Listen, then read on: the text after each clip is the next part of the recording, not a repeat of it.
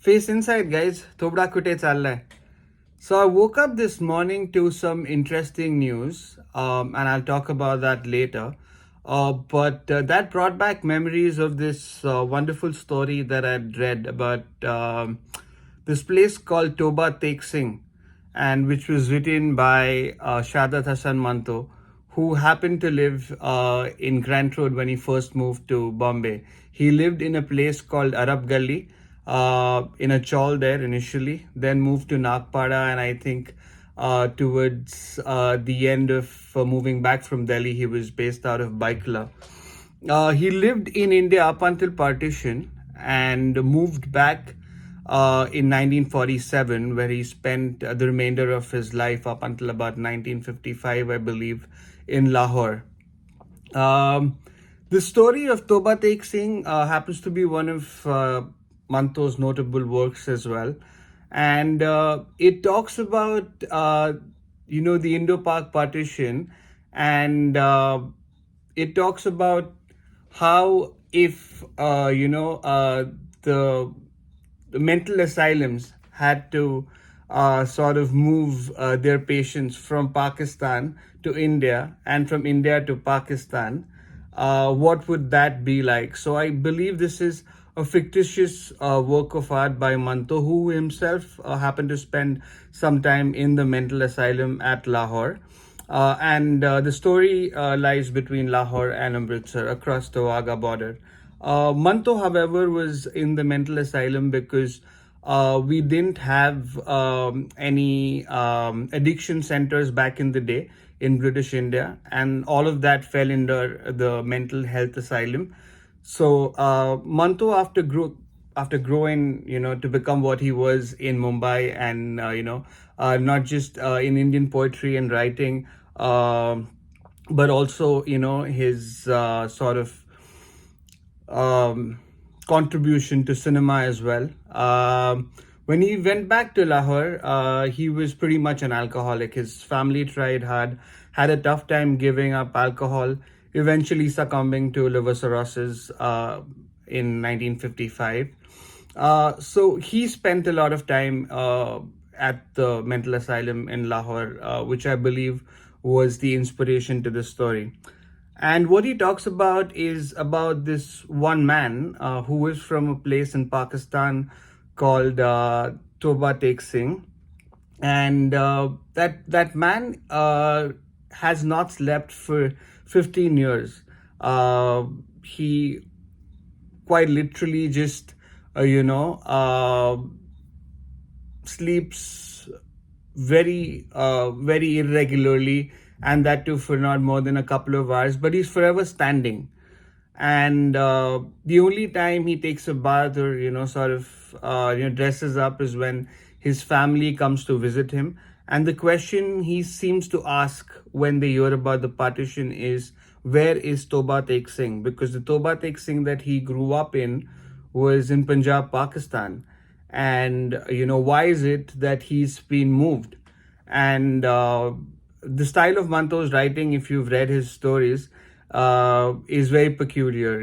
It ends on a note that he dies in between both Pakistan. Toba Tek Singh happens to collapse between India and Pakistan at the Wagah border, and yeah, he's still standing, and he's still there are police trying to move him to the other side of the border, and he's like, that's not where I belong. I grew up in Toba Tek Singh in Pakistan, which happened to be Punjab.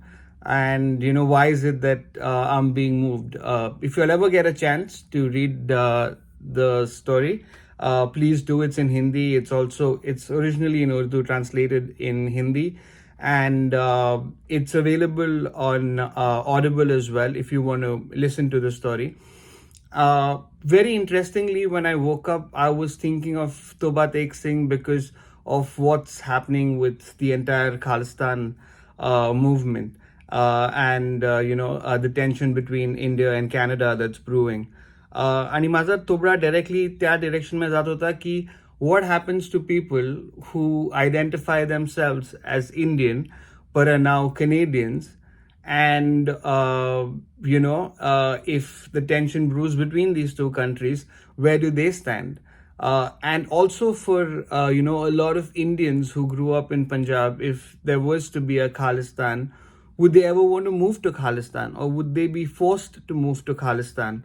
And what happens to a certain Sikh union which is sitting outside of their so-called motherland in Punjab, funding this entire movement? Would those guys want to ever go back to Khalistan and live there?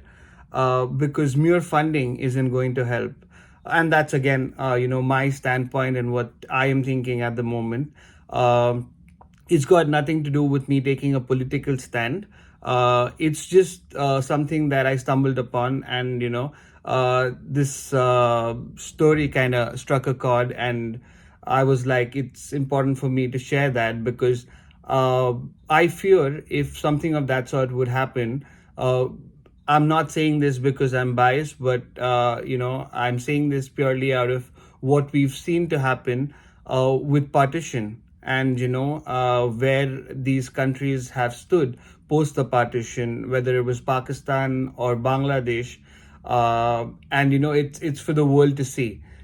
Because you can have all the funding in the world, you can make sure that you get your own country, but if you don't have the infrastructure, how long are these so-called activists going to sponsor their country or shell out money? As a matter of fact, they've been outside the country for decades now. Some of them for centuries as well. Dating back to the 1900s.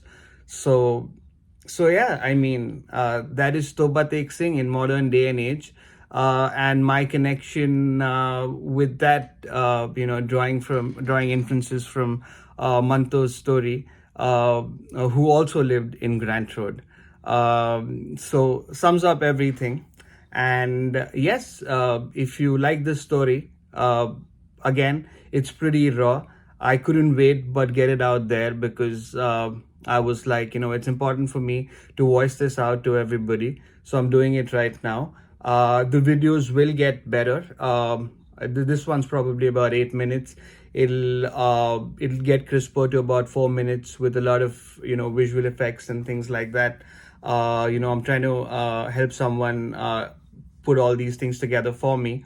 But till that time, please bear with me, and I will have a lot of more fun facts coming your way very soon.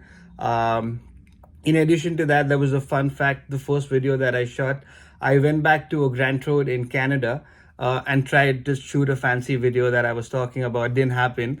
And I didn't tell my family that I went to a place called Regina in Saskatchewan, which has a big road called Grant Road. It's got a major school there as well.